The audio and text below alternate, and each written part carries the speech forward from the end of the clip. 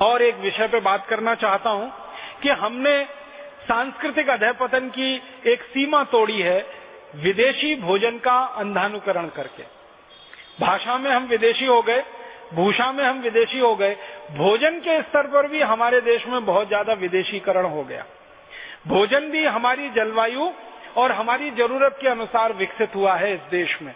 हमारे लाखों करोड़ों वर्ष के जीवन में भोजन का जो विकास हुआ है, ये सबसे बड़ा विकास है भारत में। भारत में माना जाता है, सारे विद्वान इस पर एक मत हैं कि भोजन में जो कुछ हमने विविधता लाई है पिछले हजारों लाखों वर्ष में, ये भारत की सबसे बड़ी देन है पूरी दुनिया के। शायद भारत के भोजन में जितनी विविधताएं हैं दुनिया के किसी देश में आपको नहीं मिलेंगी। आप जानते हैं गेहूं भारत में भी पैदा होता है, गेहूं ब्रिटेन में भी पैदा होता है, गेहूं कनाडा में भी पैदा होता है, गेहूं अमेरिका में भी पैदा होता है, यूरोप के और भी कई देशों में गेहूं पैदा होता है। गेहूं एक ही तरह की फसल है, वो भारत में भी है, यूरोप के कई देशों में और अमेरिका में भी है।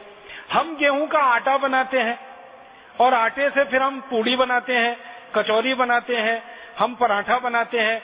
पराठे कई तरह के बनाते हैं, पूरियां कई तरह की बनाते हैं, कचौरियां कई तरह की बनाते हैं, रोटी बनाते हैं तो रोटी भी कई तरह की होती है। कोई रोटी तंदूर वाली होती है, कोई रोटी चूल्हे वाली होती है, कोई रोटी गैस वाली होती है, तवे वाली होती है। तो रोटियों के 20 प्रकार हैं, पूड़ियों के 20 प्रकार है, कचौरियों के 20 प्रकार है, पराठों के 20 प्रकार हैं।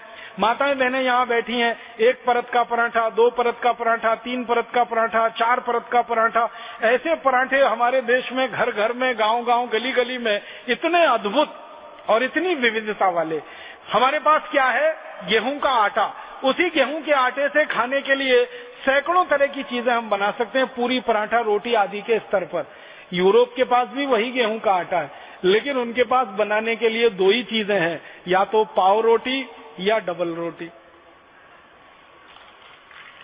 2 ही चीजें हैं उनके पास। और उसको 2 भी क्यों कहें, एक ही चीज है। पाव रोटी, डबल रोटी एक ही तरीके से बनते ही है, बहुत मामूली सा अंतर है। तो वो गेहूं पैदा करते हैं, गेहूं को पैदा करके आटा बनाते हैं, उस आटे से पाव रोटी, डबल रोटी के अलावा तीसरी रोटी बना ही नहीं सकते वो। हमारे यहाँ सैकड़ों किस्म की रोटियां, पूरियां, कचौरियां हम बनाते हैं। अब भारतवासियों का ये दुर्भाग्य है कि जिस भारत देश में हजारों साल से सैकड़ों किस्म के गेहूं के आटे से बनने वाले व्यंजन रहे हों, वो भारतवासी सवेरे से शाम तक पाव रोटी और डबल रोटी खाते। वो pizza, burger, hot dog, cold dog, इन्हीं नामों पे है सब वो पाव रोटी और डबल रोटी। पिज्जा कह लो, बर्गर कह लो, उसको बीच में से काट के सलाद भर लो या सलाद के बीच में उसको लगा के खा लो, बात तो एक ही है। तो आप देखो कि कितने नीचे हम आए, कितना पतन हमारा हुआ। सैकड़ों किस्म के व्यंजन जो हम गेहूं के आटे से बना सकते हो, उस देश के लोग पाव रोटी, डबल रोटी, पिज्जा, बर्गर खाने में फंस जाएं, तो ये भी हमारे सांस्कृतिक अधःपतन की ही निशानी है, या बल्कि मूर्खता की निशानी। मूर्खता इसमें पता है क्या है? कोई भी पाव रोटी और डबल रोटी जो आप खाते हैं ताजा नहीं होती। ताजा होती तो वो बनती ही नहीं, वो तो बासी ही होती है। वो 1 दिन बासी हो सकती है, 2 दिन हो सकती है, 10 दिन हो सकती है, 15 दिन हो सकती है। यूरोप और अमेरिका में तो 3-3 महीने पुरानी बासी पाव रोटी, डबल रोटी मिलती है और लोग उन्हीं को खा के अपना जीवन चलाते हैं, गुजारा करते हैं। अब हमने उनकी नकल करके हमारे घरों में वो बासी डबल रोटी लाना और खाना शुरू कर दिया। गेहूं के आटे के बारे में विज्ञान ये कहता है कि इस आटे को गीला होने के 48वें मिनट के अंदर इसका रोटी बन जाना चाहिए और रोटी बनने के 48 मिनट के अंदर इसको खा लिया जाना चाहिए। लेकिन पाव रोटी और डबल रोटी का अगर कहानी सुनना और गिनना शुरू करेंगे तो वो तो 10-20 दिन पुराना होता है।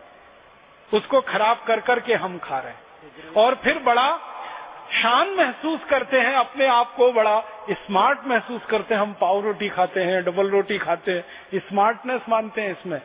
अब ये सुपर इडियोसिटी है या स्मार्टनेस है, इसको तय करने की अभी जरूरत है। पढ़े लिखे घरों में, खासकर अंग्रेजी वाले घरों में, इस तरह के भोजन का इतना तेजी से प्रवेश हुआ है कि भारत का विविधतापूर्ण व्यंजन अब उनके घरों से गायब हो गए हैं, बाहर हो गए। अगर आप ईमानदारी से एक काम करें, हम में से कोई भी ये काम करे, जिस दिन हमारा जन्म हुआ और जिस दिन हमारी मृत्यु हो, ये सारे दिन हम गिन लें, उतने दिन हम नए नए व्यंजन बना के भारत में खा सकते हैं। इतनी विविधता इस देश में हजारों साल से उपलब्ध रही है। अब उस भारत में गिने चुने 2-4 व्यंजन जो अंग्रेजियत वाले हैं वो हमारे घरों में घुस गए। व्यंजन घुस गए, डबल रोटी, पाव रोटी, उसके साथ बिस्किट आ गया। जिस देश में ताजा रोटी बनती हो, ताजा भाकरी बनती हो, ज्वार की भाकरी बनती हो, बाजरे की बनती हो, मक्के की बनती हो, तीनों की मिलाकर बनती हो, उस देश के लोग बिस्किट खाने लगे, उस देश के लोग डबल रोटी और पाव रोटी खाने लगे। तो इससे ज्यादा शर्मनाक और कुछ हो नहीं सकता। तो भोजन के स्तर पर इतनी ज्यादा गिरावट हम में आ गई है। और इससे भी बड़ी एक गिरावट हम में आई है। हम भारत में इतने अद्भुत देश में रहते हैं जिसकी कल्पना किसी देश को नहीं हो सकती। हम भारत में ऐसे स्थानों पर रहते हैं जहां हमको ताजा सब्जी सुबह और शाम दोनों समय उपलब्ध होती है। भारत के किसी भी राज्य में आप रहते हो, ताजा टमाटर, ताजा मटर, ताजा गाजर, ताजा मूली, ताजा पालक, ताजा मेथी, ताजा बैंगन, ये सारी सब्जियां ताजी की ताजी सुबह भी मिलती हैं, शाम को भी मिलती हैं। और आपके घर तक आकर कोई देके जाता है। आप जानते ना, कोई ठेले वाला आता है, कोई खोमचे वाला, रेहड़ी वाला आता है और आवाज देके, बहन जी सब्जी ले लो, माता जी सब्जी ले लो, घर के सामने आकर आपकी घंटी बजाकर, आपका दरवाजा खटखटाकर, बोलकर, चिल्लाकर आपको घर में ताजा सब्जी देकर जाता है। ये सपना अमेरिका में रहने वाला कोई आदमी सोच नहीं सकता, देख नहीं सकता। यूरोप में किसी को कल्पना नहीं हो सकती कि सवेरे ताजा सब्जी, शाम को ताजा सब्जी कोई घर के सामने आकर दरवाजा खटखटाकर बोलकर देके जाए। अमेरिका में तो ताजा सब्जी लानी कल्पना की बात है, क्योंकि सब्जियां सब 7 से 15 दिन पुरानी मिलती हैं। इससे ताजा सब्जी तो कहीं मिल ही नहीं सकती। कोई कोई डिपार्टमेंटल स्टोर्स में 1-1 महीने पुरानी मिलती। और सब्जी लानी हो तो 20-25 मील से लेकर 100, 150, 200 मील तक कार चला के जाना पड़ता है, तब थोड़ी सी सब्जी आप ला सकते हैं। यहाँ घर के सामने कोई आपको सब्जी देकर जाता है, और सब्जी ही नहीं देता, आपका हालचाल भी पूछ लेता है। माता जी कैसी हैं, बिटिया आपकी कैसी है, तबीयत ठीक है कि नहीं ठीक है। आप सब्जी लो या मना लो, वो आपके घर की कुशलक्षेम पूछेगा, आप उसके घर की कुशलक्षेम पूछेंगे। माने हमारा उससे आत्मीय संबंध हो जाता है। ऐसा आत्मीय संबंध किसी भी डिपार्टमेंटल स्टोर वाली संस्कृति में हो नहीं सकता। इसकी कोई कल्पना किसी को नहीं। यूरोप और अमेरिका के लोगों को तो कोई ताजा सब्जी उपलब्धि नहीं है, उनके नसीब में नहीं है, क्योंकि उनके देश में होता नहीं है। बाहर के देशों से उनको सब आयात करके लाना पड़ता है।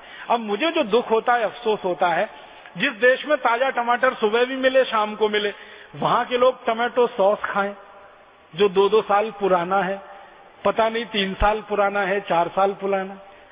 जब ताजा टमाटर मिल रहा है, उसकी चटनी बनाकर हम सुबह खा सकते हैं, शाम को खा सकते हैं। हम बाजार में जाएं और Maggi hot and sweet tomato chilli sauce लेके आए, और फिर किसी से पूछे भाई क्या है, तो अंग्रेजी में कहते हैं इट्स डिफरेंट। वो डिफरेंस क्या है? उसमें 3 महीने पुराना सड़े गले टमाटर का रस, ये है डिफरेंस उसका। ताजा टमाटर हम खरीदें 8-10 रुपए किलो मिले, और टमाटो चिली सॉस खरीदें 200 रुपए किलो मिले, ये डिफरेंस है उसका। 8-10 रुपए किलो के ताजे टमाटर की चटनी बना के खाएं, कितना स्वाद आए, और उसमें प्रिजर्वेटिव मिला के जो जहर कैंसर पैदा करने वाले 3-3 महीने, 6-6 महीने, साल भर पुराना टमाटो सॉस खाएं, ये डिफरेंस है। माने मूर्खता की पराकाष्ठा हमने जो है ना लांग ली है। इतना हमारे भोजन में परिवर्तन आया। ताजा टमाटर चटनी की बजाय टमाटो सॉस हमारे घर में आ गया। ताजा गेहूं के आटे की रोटी की जगह हमारे घर में महीनों महीनों पुरानी ब्रेड और डबल रोटी आ गई।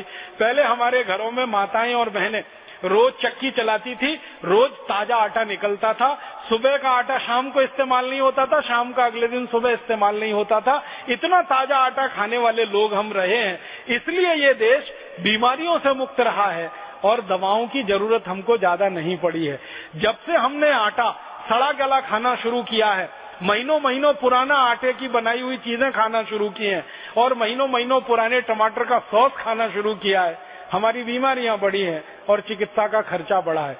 घर का बजट तो बढ़ा ही है, बीमारियों का भी बजट बढ़ा है और